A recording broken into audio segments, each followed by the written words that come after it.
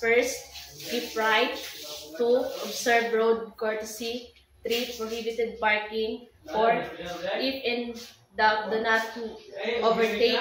5. The bus stop rule, lining up on the bus stop zones. 6. Rule to prevent or untangle traffic jams. 7. Observe traffic management measure. 8. The philosophy of Pinoy driver first, come first served vehicles. 9. On pedestrian. 10. Remember the international driving safety reminders. 10 commandments of road safety from traveler. Thou shalt not gaze the phone. Those shall not throw trash out of the window. 3. Thou shalt not or never drive intoxicated. 4. Thou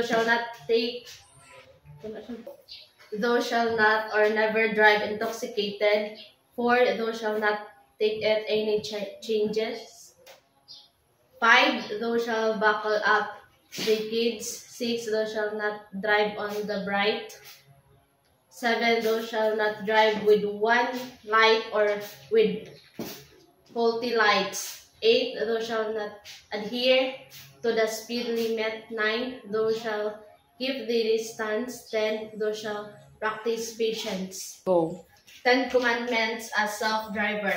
I will not drive when drunk, nor drowsy, nor fatigued. I will not pass without care on curb, nor hills, nor the views is unseen by my eyes. I will not violate speed laws, nor exceed speed limits. Go. I do not disobey highway signs and traffic signals. 5. I do not make a twist without signaling my intentions. Go. I do not accelerate my speed at school, playground, hospital, and other dangerous zones. 7. I will not be careless when crossing at intersection. 8. I'll do not glare my headlights on approaching cars at night. 9. I will slow down when twilight comes and unsafe road condition before me.